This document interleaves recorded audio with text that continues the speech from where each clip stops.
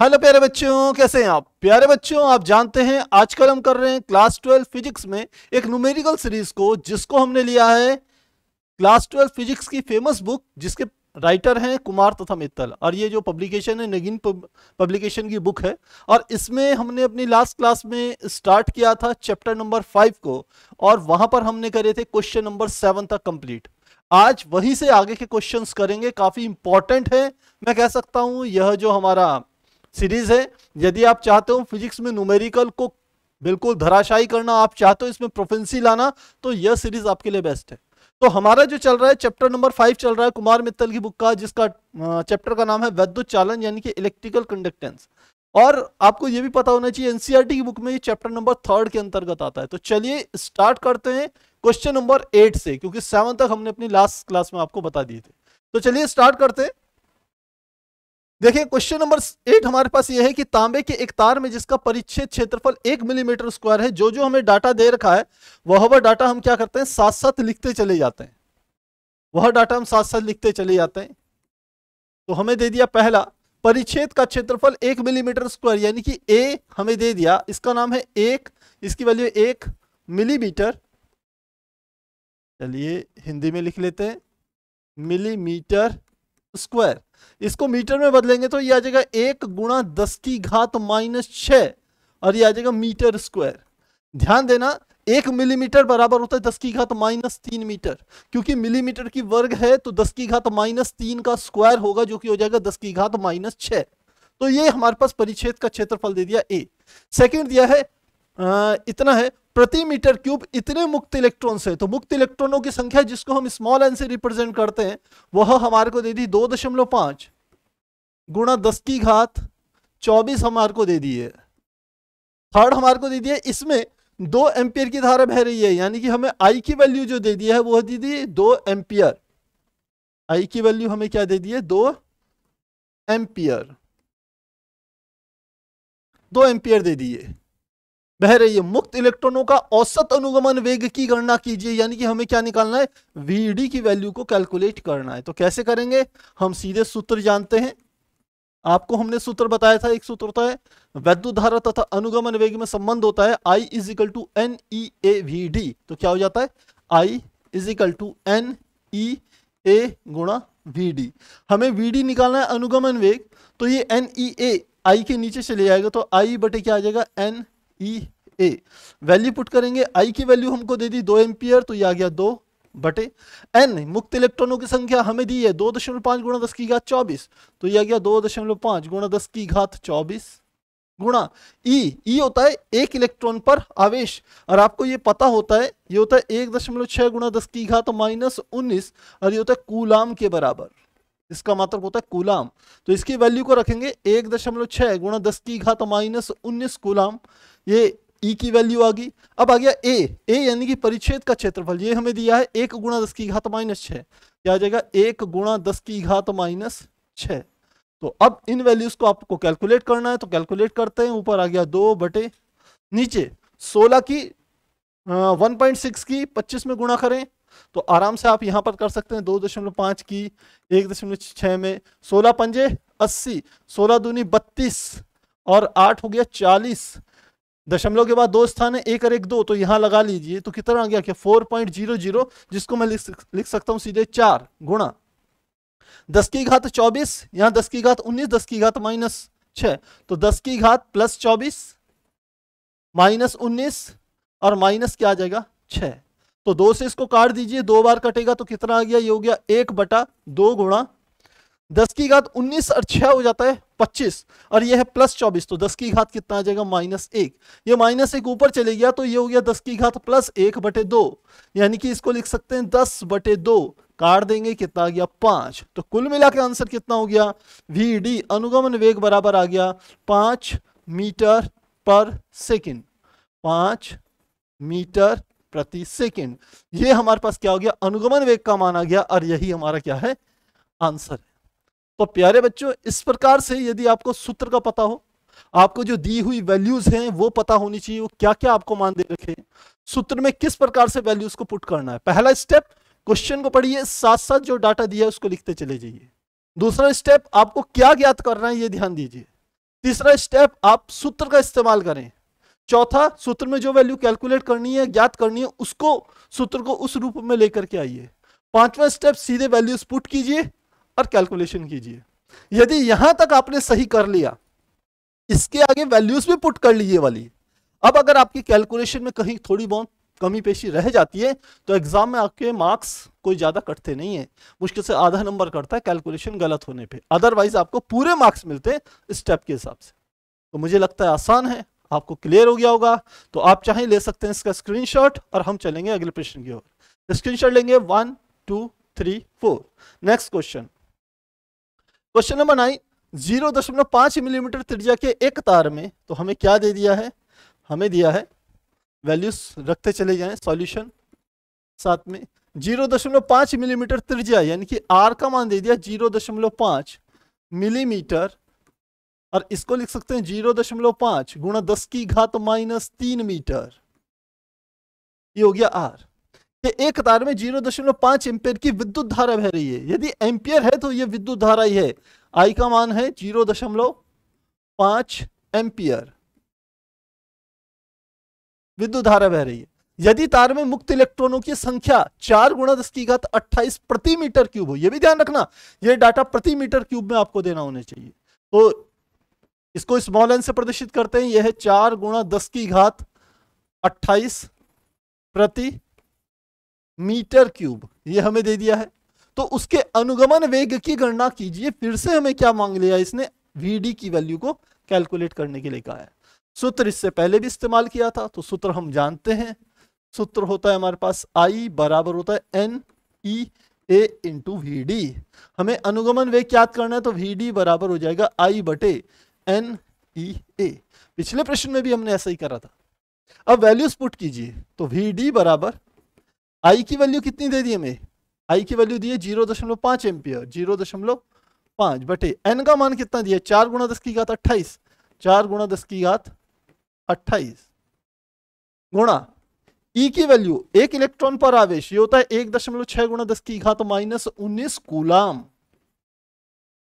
ये हमें पता होता है क्योंकि जो अनुगमन वेग होता है वो मुक्त इलेक्ट्रॉनों का ही होता है किसी धातु के अंदर। तो ई की वैल्यू रख देंगे 1.6 गुणा 10 की घात -19 कूलाम गुणा ए है क्षेत्रफल, जबकि हमें दी है त्रिज्या। तो आपको एक बात पता होनी चाहिए कि जो क्षेत्रफल होता है ए, उसको हम रिप्रेजेंट करते हैं पाई आर स्क्वायर से। तो इसको हम यहां पर लिख सकते हैं पाई आर स्क्वायर। तो देखें क्या आ जाएगा 0.5, इसकी भी यहां पर मल्टीप्लाई कर देते हैं, तो 16 32 16 3 48, तो 0.5 बटे 16 43 16 चौको 64, तो 6.4 ये आ गया गुणा 10 की घात ये हो गया 28 माइनस 10 की घात 19 ये आ गया गुणा पाई का मान आ गया 3.14 गुणा आर स्क्वायर। आर की वैल्यू दी है 0.5 गुणा 10 की घात -3, 0.5 गुणा 10 की घात -3 का स्क्वायर। अब हमने ये वैल्यूज यहां पर पुट कर लिए। इसको थोड़ा सा सॉल्व करना चाहें तो कर सकते हैं।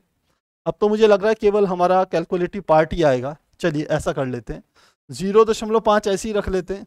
नीचे आ गया 6.4 गुणा 3.14 गुणा 10 की घात 28 में से 19 गया, तो मुझे लगता है ये आ जाएगा 10 की घात 11 आ जाएगा।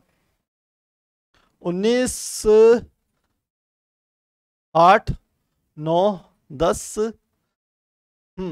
28 10 की घात 9 आ जाएगा।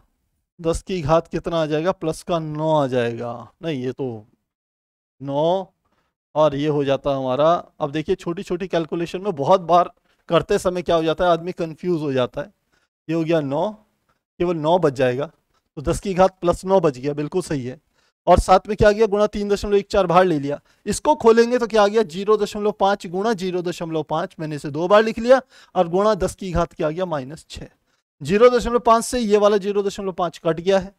अब इन तीनों की आपने क्या कर देनी है, गुणा कर देनी है। तो चलिए गुणा कर देते हैं, या आप एक काम और कर सकते हैं इसको आसान करने के लिए।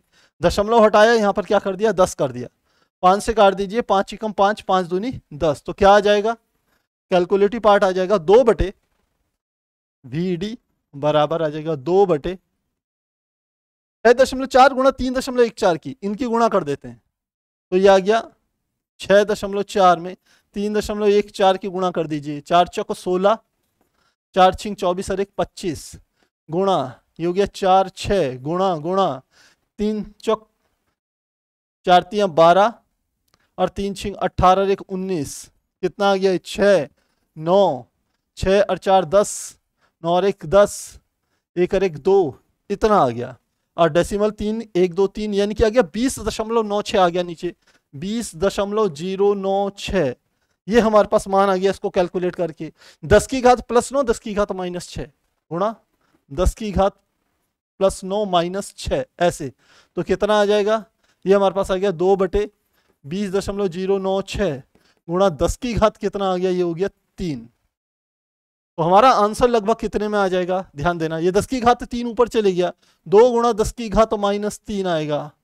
अब देखिए 20 का यदि मैं इसमें क्या करूंगा, भाग दूंगा, तो लगभग ये 1 से कम आएगा, और वही वैल्यू यहां पर है 9.95, और क्योंकि ये ऊपर 2 है नीचे 20 है, तो ये वैल्यू निकल के बिल्कुल इतनी ही निकल के आएगी। तो क्या आ जाएगा, ये हमारा आ गया 20.096, इसको भाग देंगे तो VD का मान हमारा निकल के आ जाएगा 9.95 गुणा 10 की घात -5 मीटर प्रति सेकेंड। और इस प्रकार से हम क्या कर सकते हैं, इस आंसर को निकाल सकते हैं। तो कैलकुलेटिव पार्ट लास्ट का आप चाहें तो खुद से कर सकते हैं, इतना पार्ट हमारा क्या है, रफ कार्य है। तो प्यारे बच्चों, इस प्रकार से हम इस क्वेश्चन को हल करेंगे। इंपॉर्टेंट चीजें क्या है, एक आपको ये फार्मूला पता होना चाहिए, एक आपको ये फार्मूला पता होना चाहिए, और बस अगर ये 2 चीजें पता है तो कैलकुलेटिव पार्ट है, आप आसानी से इसे हल कर सकते हैं।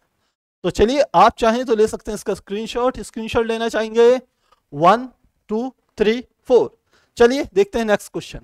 नेक्स्ट क्वेश्चन आ गया, एक तार में मुक्त इलेक्ट्रॉनों की संख्या इतनी प्रति मीटर क्यूब है। तो सॉल्यूशन देखें क्या है, हमें सबसे पहले n दे दिया, वो दे दिया 2 गुणा 10 की घात 28, ये है प्रति मीटर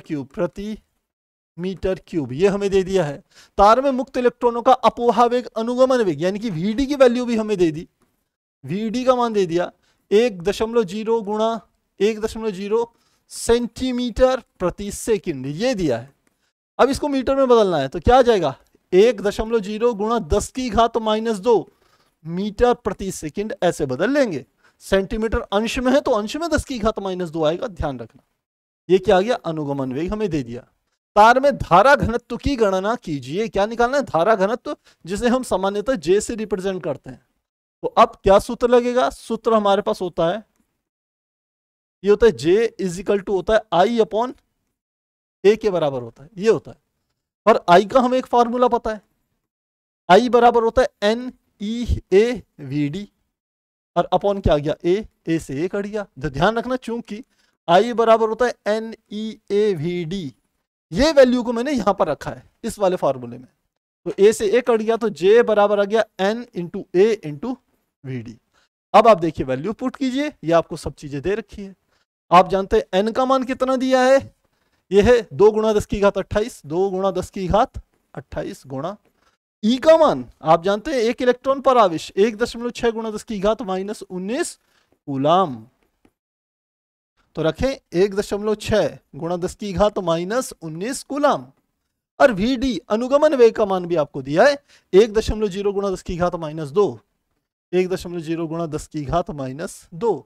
इन तीनों की वैल्यूज निकाल लीजिए। तो देखिए 1.6 की 2 में करेंगे तो 3.2 आ जाएगा, 3.2 में 1 की गुणा करेंगे तो 3.2 ही आएगा। तो हमने इसको और इस नंबर को हमने कैलकुलेट कर लिया। अब क्या बचा, 10 की घात 28, तो गुणा 10 की घात 28 -19 और -2, तो 19 और -2 कितना हो गया, 21। 28 में से 21 गया, कितना बच गया, 7। तो 10 की घात 7 बच गया, तो 3.2 गुणा 10 की घात कितना हो गया, 7। धारा घनत्व का मात्रक होता है, सूत्र आप देख रहे हो I/A, तो यह आ जाएगा एम्पियर, और A यानी कि मीटर स्क्वायर, क्योंकि वो क्षेत्रफल को रिप्रेजेंट करता है। तो ये हमारे पास धारा घनत्व का मान आ गया, और यह हमारा बिल्कुल मैच करता है किससे, हमारे आंसर से। तो इस प्रकार से इस प्रश्न में हम धारा घनत्व को कैलकुलेट कर सकते हैं। तो चलिए, मुझे लगता है आसान प्रश्न था, बशर्ते आपको फार्मूले पता होने चाहिए। इसमें जो मेन फार्मूला आया धारा घनत्व का वो ये वाला आया, और इसी फार्मूले में हमने यूज किया है इस वाले फार्मूले को। तो आसान है, आसानी से आंसर निकल गया है। तो चलिए आप चाहें तो ले सकते हैं स्क्रीनशॉट, स्क्रीनशॉट लेंगे 1 2 3 4। नेक्स्ट क्वेश्चन देखते हैं, क्वेश्चन नंबर 11 आ गया हमारे पास। क्या कहते हैं, तार के अनुप्रस्थ काट का क्षेत्रफल 1 गुणा 10 की घात -7 मीटर स्क्वायर है। तो देखिए क्या हमारे को दे दिया इस प्रश्न में, एक ही वैल्यू दे दी, 1 गुणा 10 की घात -7 मीटर स्क्वायर अनुप्रस्थ काट का क्षेत्रफल, जिसे ए से रिप्रेजेंट करते हैं। तार में मुक्त इलेक्ट्रॉनों की संख्या 2 गुणा 10 की घात 28 है, यानी कि n बराबर दे दिया 2 गुणा 10 की घात 28, और प्रति मीटर क्यूब है, यह भी जानना आपको जरूरी है, यह प्रति मीटर क्यूब है। तार में 3.2 एम्पियर की धारा प्रवाहित हो रही है, तो आई का मान दे दिया 3.2 एम्पियर। चलिए ये भी हो गया। ज्ञात कीजिए तार में धारा घनत्व, सबसे पहले धारा घनत्व ज्ञात करना है। तो फर्स्ट पार्ट में हम करेंगे जे का मान कैलकुलेट करेंगे, जे बराबर होता है आई अपॉन ए। अब हमें आई का मान तो सीधे दे रखा है और ए का मान भी दिया हुआ है, सीधे वैल्यू पुट करेंगे। जे बराबर आई का मान दे दिया 3.2 बटे ए का मान दे दिया 1 गुणा 10 की घात -7। तो 1 का 3.2 में भाग देंगे तो 3.2 ही आएगा। 10 की घात -7 ऊपर आकर के प्लस की हो जाएगी, तो गुणा क्या हो जाएगा 10 की घात +7, और ये जे का मान हो जाएगा एम्पियर प्रति मीटर स्क्वायर। ये इसका क्या हो गया आंसर, ये बिल्कुल मैच करता है हमारे इससे, इस वाले आंसर से। फर्स्ट पार्ट हो गया। चलिए सेकंड पार्ट करते हैं। सेकंड पार्ट में क्या कर रहा है, इलेक्ट्रॉनों का अनुगमन वेग ज्ञात करना है। तो सेकंड पार्ट में हमें क्या कैलकुलेट करना है, वीडी का मान ज्ञात करना है। कैसे ज्ञात करेंगे, हम जानते हैं आई बराबर होता है n E A into v D. तो यहां से हमने कहा था वी डी बराबर हो जाएगा I upon N into E into A. सबकी वैल्यूज हमें पता है, तो चलिए वैल्यूज रखें। क्या आ जाएगा, आई का मान, आई का मान हमें दिया है 3.2 एम्पियर, तो ऊपर लिख लिया 3.2 एम्पियर बटे एन का मान, एन का मान 2 गुणा 10 की घात 28 है, तो लिख लिया 2 गुणा 10 की घात 28 गुणा ई का मान हमने हमेशा लिखा है 1.6 गुणा 10 की घात -19 कूलाम। आप चाहें तो यहां पर लिख सकते हैं ई का मान 1.6 गुणा 10 की घात -19 कूलाम। तो ई का मान भी रख दिया, ए का मान भी हमें पता है 1 गुणा 10 की घात -7, तो क्या आ गया गुणा 1 गुणा 10 की घात -7। तो आसान है। अब देखिए ये दशमलव से, इस वाले दशमलव से 1.6 से 3.2 का दशमलव काट दीजिए। अब क्या बचेगा, अब आपने क्या करना है, 16 दूनी 32 दो बार कट गया, और इस 2 से ये वाला 2 भी कट गया, दोनों एक एक बार कट गए। तो क्या आ गया, ऊपर 1 बटे नीचे कितना आ गया 10 की घात 28, 10 की घात 19, 10 की घात -7। तो क्या लिखेंगे 10 की घात 28 -19 -7। तो क्या आ गया बराबर 1 बटे 10 की घात 19 और 7 कितने हो गए 26। तो 26 माइनस के 28 प्लस के, तो कितना आ गया 10 की घात 2 हमारे निकल के आ गए। ये 2 ऊपर चले गए तो 10 की घात क्या आ गया -2, और यही हमारा क्या हो गया वीडी का मान आ गया 10 की घात -2 मीटर प्रति सेकेंड, या आप इसे लिख सकते हैं 1 गुणा 10 की घात -2 मीटर प्रति सेकेंड। तो बिल्कुल वैसे ही उन्होंने लिखा हुआ है 1 गुणा 10 की घात -2 मीटर प्रति सेकेंड। तो इस प्रकार से हम क्या कर सकते हैं, इस क्वेश्चन के दोनों पार्ट्स को सॉल्व कर सकते हैं। बेटा क्वेश्चन बहुत आसान है, बशर्ते आपके अंदर इच्छा शक्ति होनी चाहिए कि हाँ सर हमें करना है। जब एक बार करने लगोगे ना हमारे साथ, तो लगेगा हाँ यार ये तो बहुत आसान है, हम भी कर सकते हैं, और डेफिनेटली आप कर सकते हो। लेकिन क्या करनी पड़ेगी, आपको शुरुआत करनी पड़ेगी। तो चलिए आगे के क्वेश्चन करें। इससे पहले आप चाहें तो ले सकते हैं स्क्रीनशॉट, स्क्रीनशॉट लेंगे 1 2 3 4। चलिए देखते हैं अगले प्रश्न को। यह क्वेश्चन नंबर 12 क्या कहते हैं, 1 मिलीमीटर व्यास के, तो हमें डाटा को पहले लिख लेना है। 1 मिलीमीटर व्यास, व्यास का मतलब होता है त्रिज्या का दुगना, और ये दिया है 1 मिलीमीटर। तो हम r बराबर लिख लेंगे 1/2 मिलीमीटर। 1/2 का मतलब होता है 0.5 मिलीमीटर, और इसको मीटर में बदलेंगे तो 0.5 क्या आ जाएगा, यह आ जाएगा 0.5 गुणा 10 की घात, बाकी डाटा चलिए मीटर में चेंज कर लेते हैं, 10⁻³ मीटर। ये हमें त्रिज्या का मान दे दिया ये वाला। तार में 75 मिनट में 90 कूलाम आवेश बह रहा है, तो 75 मिनट यानी कि टी हमें दे दिया 75 मिनट, और इसको सेकंड में लिखेंगे तो 75 × 60 सेकेंड, क्योंकि समय का सामान्य मात्रक हम क्या लेते हैं, सेकंड ही लेते हैं। तो टी का मान इतना आ गया। 90 कूलाम आवेश बह रहा है, यानी कि क्यू की वैल्यू भी आपको दे दी, क्यू बराबर दे दिया 90 कूलाम, 90 कूलाम दे दिया हमारे को। तो क्या कह रहा है, यदि प्रति सेंटीमीटर आयतन में, प्रति सेंटीमीटर आयतन, अब इस डाटा को थोड़ा सा समझना है, मुक्त इलेक्ट्रॉनों की संख्या 5.8 × 10⁻22 हो, तो हमें दे दिया n बराबर 5.8 × 10⁻22 प्रति सेंटीमीटर क्यूब, प्रति सेंटीमीटर क्यूब में, ये क्यूब है, यानी कि हम ऐसे लिख सकते हैं 5.8 × 10⁻22 इलेक्ट्रॉन प्रति सेंटीमीटर क्यूब। इसको ऐसे लिखा जाना कोई दिक्कत नहीं। अब इसमें मीटर में बदलना है, इसमें सेंटीमीटर क्यूब कहाँ है, हर में, तो इसे हर में ही मीटर में बदलेंगे तो कितना आ जाएगा 5.8 × 10⁻22 बटे, यह आ गया इलेक्ट्रॉन, बटे नीचे कितना आ जाएगा 10⁻³ है, तो 10⁻−2, 1 सेंटीमीटर बराबर होता है 10⁻−2 मीटर, तो 10⁻, इसका क्यूब, और यहां आ जाएगा मीटर क्यूब। इसको सॉल्व कर ले, 5.8 × 10⁻22 बटे 10⁻−6, 3 दूनी 6, यह आ जाएगा प्रति मीटर क्यूब। और इस डाटा को 6 को ऊपर ले जाइए तो 5.8 × 10⁻22 और 6 कितना हो गया 28 प्रति मीटर क्यूब। तो प्रति मीटर क्यूब में हमने इलेक्ट्रॉनों की संख्या ज्ञात कर ली, जिसे हम कहते हैं एकांक आयतन में इलेक्ट्रॉनों की संख्या स्मॉल n से रिप्रेजेंट करते हैं। तो वो डाटा हमने कैलकुलेट कर लिया, इतनी हो। तो ज्ञात कीजिए वैद्युत धारा तथा इलेक्ट्रॉनों का अनुगमन वेग, दो चीजें ज्ञात करनी है। तो कैसे ज्ञात करेंगे, वैद्युत धारा, सबसे पहले फर्स्ट पार्ट, वैद्युत धारा हमें I का मान ज्ञात करना है, तो I बराबर होता है NEA × VD।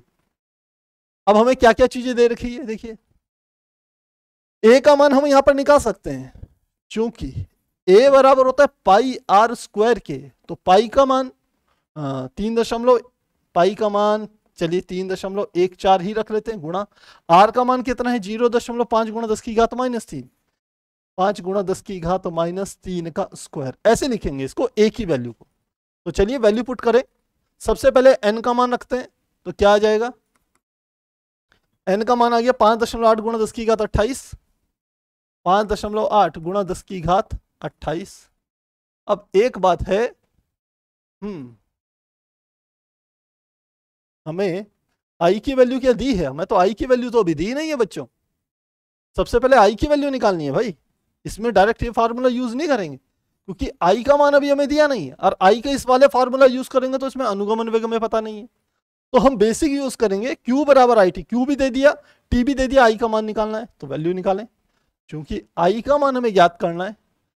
Q बराबर होता है IT, तो I इज इक्वल टू होता है Q/T के, तो I is equal to Q का मान हमें दे दिया 90 कूलाम, तो यह आ गया 90 बटे T का मान कितना दे दिया 75 × 60, यह आ गया 75 × 60। तो 0 से 0 काट दीजिए, तो इसको काट देंगे 3 से काटेंगे, 3 × 9, 3 दूनी 6, 75 दूना यह आ गया 150, और ऊपर आ गया 3। तो अब हम इसे कैसे सॉल्व करेंगे, देखिए इसमें मैं इसको 100 से मैंने इसकी गुणा कर दी, और गुणा 10⁻−2 की गुणा कर दी, तो बात तो एक ही, 10⁻−2 करूंगा तो क्या हो जाएगा, यानी कि बटे 100, और बटे 100 से हमने इससे इसको काट दिया। कहने का मेरा मतलब ये, मुझे लगता है ये बात समझ में आ गई होगी। देखो मैंने क्या लिखा है, 3 को मैंने कैसे लिखा है, इसको लिख लिया 3 × 100/100, ऐसे समझिए, ऐसे लिख सकते हैं। ऊपर हो गया 3 × 100 यानी कि 300 बटे 100 को लिख सकते हैं 10⁻2, 10⁻2 ऊपर गया तो क्या हो गया 300 × 10⁻−2, ऐसा लिखा जा सकता है। तो मैंने इसी 3 को इस रूप में लिख दिया, जिससे कैलकुलेशन मेरी आसान हो जाए। तो क्या आ गया, नीचे आ गया 150, 150 दूना 300, तो क्या आ गया 2 × 10⁻−2, और इसको लिख सकते हैं 0.02, क्या आ गया, एम्पियर। ये हमारे पास क्या आ गया, आई का मान आ गया, और ये 0.02 एम्पियर हमारा सही आंसर निकल गया। तो हमने आई का मान कैलकुलेट कर लिया। अब क्या निकालना है, अनुगमन वेग। तो चलिए अनुगमन वेग कैलकुलेट करते हैं, इसी पेज में कर लेते हैं, कोई दिक्कत नहीं है। यहां से इसको मिटा देते हैं, इस चीज को जो हम समझा रहे थे आपको। तो सेकंड पार्ट में हमें ज्ञात करना है VD का मान ज्ञात करना है। हम जानते हैं I बराबर होता है NEA इंटू VD। तो क्या आ जाएगा, VD बराबर हो जाएगा I बटे NEA। वैल्यू पुट करें, I का मान हो गया 0.02, 0.02 बटे N का मान हमें दिया है, N का मान हमें दिया है 5.8 गुणा 10 की घात 28। तो कितना हो गया, 5.8 गुणा 10 की घात 28 गुणा ई का मान आप जानते हैं 1.6 गुणा 10 की घात -19 गुणा ए का मान आप जानते हैं 3.14 गुणा क्या आ जाएगा, 3.14 गुणा ये आ जाएगा 0.5 10 की घात -3 का स्क्वायर। तो बस प्यारे बच्चों आपने इसे सॉल्व करना है, और सॉल्व करके जो आपका आंसर आएगा एग्जैक्ट बिल्कुल इतना ही आएगा। और इसकी वैल्यू कितनी आ जाएगी, ये आ जाएगी 2.7 मल्टीप्लाइड 10 टू द पावर -4।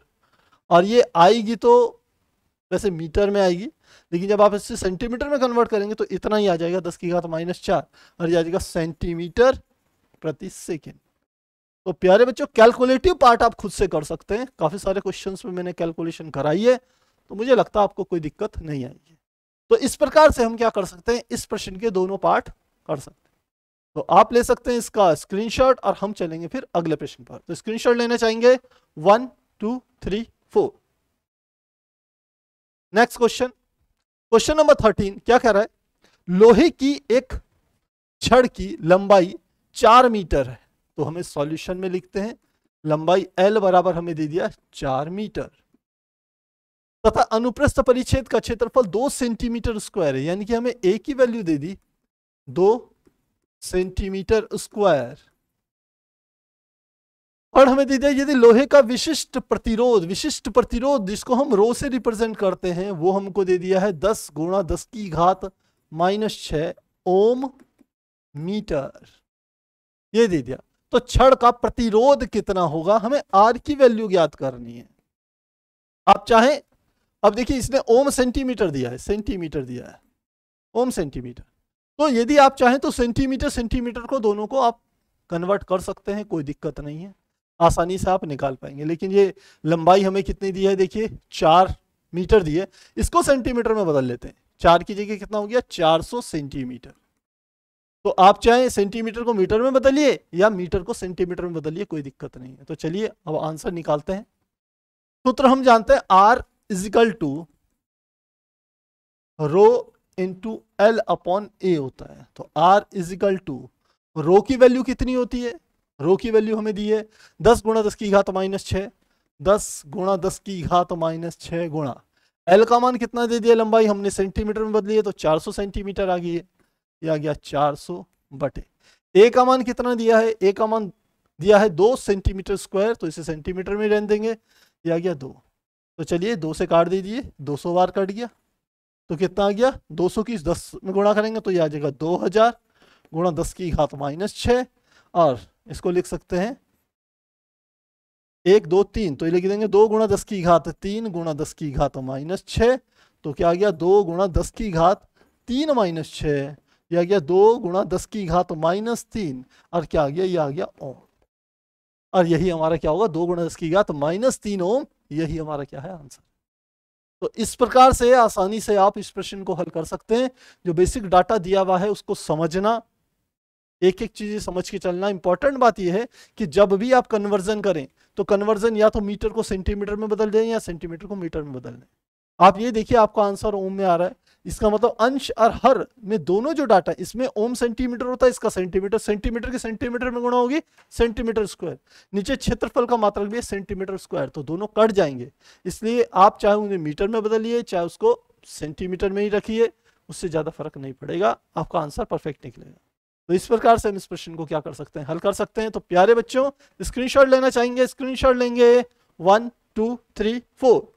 चलिए चलते हैं नेक्स्ट क्वेश्चन में, और ये हमारे को क्वेश्चन नंबर हमारे पास है 14। क्या कहते हैं, यदि 120 सेंटीमीटर लंबे, तो अब की बार फिर से हमें डाटा में लंबाई दे दी L बराबर 120 सेंटीमीटर लंबे तथा 0.04 मिलीमीटर व्यास के। तो चलिए इसको पहले मीटर में ही बदल लेते हैं। तो ये हो गया 120 गुणा 10 की घात -2, और क्या आ गया मीटर। ये L का हमें मान दे दिया। इतने मिलीमीटर व्यास के, व्यास का मतलब होता है 2R, बराबर दे दिया 0.04 मिलीमीटर। तो R बराबर आ गया 0.04 बटे 2 मिलीमीटर, भाग देंगे तो 0.02 मिलीमीटर, और इसी को लिख सकते हैं 0.02 गुणा 10 की घात -3 मीटर, ऐसे लिख सकते हैं। ये हमारे पास दे दी R, त्रिज्या का मान। तार का प्रतिरोध 25 ओम है, तो हमें क्या दे दिया, इस तार का प्रतिरोध ही दे दिया, यानी कि R बराबर दे दिया 25 ओम, ये दे दिया। तो तार की धातु के विशिष्ट प्रतिरोध की गणना कीजिए। विशिष्ट प्रतिरोध जिसे हम रो से रिप्रेजेंट करते हैं, यानी कि रो का मान आपको ज्ञात करना है। तो फार्मूला आप जानते हैं, R इजिकल टू होता है रो इंटू L अपॉन A, और इसी को लिख सकते हैं, या दूसरा फार्मूला होता है rho is equal to R into A upon L। इस वाले सूत्र में सारी वैल्यूज पुट कीजिए, आंसर आ जाएगा। वैल्यूज पुट करें तो क्या आ जाएगा, ये आ जाएगा रो इजिकल टू, सबसे पहले R का मान कितना दिया है हमें, देखें तार का प्रतिरोध 25 ओम है, 25 ओम ये हमें दे दिया, R का मान 25 ओम। तो ये आ गया 25 गुणा A का मान कितना दे दिया, A का मान देखिए, A का मान फिर पाई R स्क्वायर रखेंगे, तो ध्यान रखना A बराबर होता है पाई R स्क्वायर। पाई का मान 3.14 गुणा, और R का मान हमें दे दिया ये 0.02 गुणा 10 की घात -3 का स्क्वायर, ऐसे लिखेंगे इसको। तो इसकी वैल्यू रखें 3.14 गुणा 0.02 गुणा 10 की घात -3, और इसका क्या हो जाएगा स्क्वायर बटे, नीचे क्या आ गया L यानी कि लंबाई दिए 120 गुणा 10 की घात -2, क्या आ गया 120 गुणा 10 की घात -2। तो चलिए इसको सॉल्व आप कर सकते हैं। कैसे करेंगे, यहाँ डेसिमल हटाया और हमने क्या कर दिया गुणा, नीचे क्या कर दिया 100 कर दिया, तो 25 से काट देंगे, 25 चौको 100, तो क्या आ गया ऊपर 3.14 गुणा, ये आ गया 0.02 गुणा 0.02 गुणा 10 की घात कितना आ गया -6 बटे, नीचे कितना आ गया 4 गुणा 120 गुणा 10 की घात -2, इतना आ गया। बस इसे आपने सॉल्व सा करना है और कुछ नहीं है। तो देखिए क्या कर सकते हैं, मैं 2 से इसमें भाग दूं, 2 दूनी 4, और 2 से इसमें भाग दूं तो 0.01, फिर 2 एकम 2, और इसमें 2 से भाग दूं तो 0.01, तो क्या आ गया ऊपर डाटा 3.14। देखिए डेसिमल तो हमने हटा दिया था, तो थोड़ा सा इसको तो 1 कर देते हैं, ऐसे कर देते हैं, तो ये आ गया 1 314। तो 314 गुणा, इसको मैं ऐसे लिख सकता हूं 0.01 को लिख सकते हैं 10 की घात -2, 10 की घात -2 गुणा 10 की घात -2 गुणा 10 की घात क्या है -6 बटे, नीचे कितना आ गया 120 गुणा 10 की घात -2, इससे ये चीज कट गई।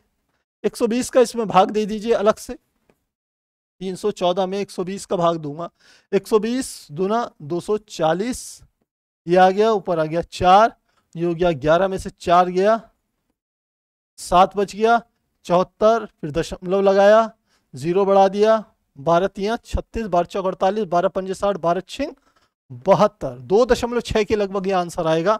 तो क्या आ जाएगा, इसका इसमें भाग दिया तो 2.6 गुणा 10 की घात -2, 10 की घात -6 कितना आ गया 10 की घात -8, और हम क्या निकाल रहे हैं रो निकाल रहे हैं, और इसका मात्रक होता है ओम मीटर, क्या आ गया ओम मीटर।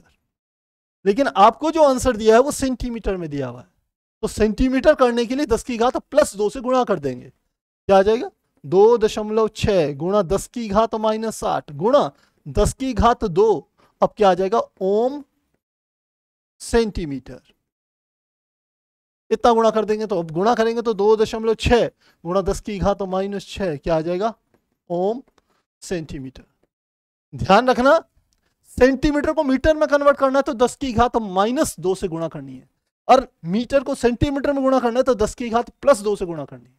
अब आपका आंसर बिल्कुल एग्जैक्ट मैच हो गया। तो प्यारे बच्चों, इस प्रकार से हम इस प्रश्न को हल कर सकते हैं। एक अच्छा प्रश्न है। मेन बात, बहुत से बच्चों को मिलीमीटर को मीटर में, सेंटीमीटर को मीटर में कन्वर्ट करने का, कन्वर्जन का थोड़ा सा डिफिकल्टी लगती है, लेकिन आज जैसे जैसे आप अभ्यास करेंगे आसानी से आप कर पाएंगे। और बहुत बार अगर छोटी बहुत गलती आपसे हो भी जाती है तो भी कोई बड़ा इशू नहीं है। मेन बात है आपको प्रोसेस आना चाहिए, कॉन्सेप्ट आनी चाहिए। तो चलिए आप लीजिए इसका स्क्रीनशॉट लेंगे 1 2 3 4।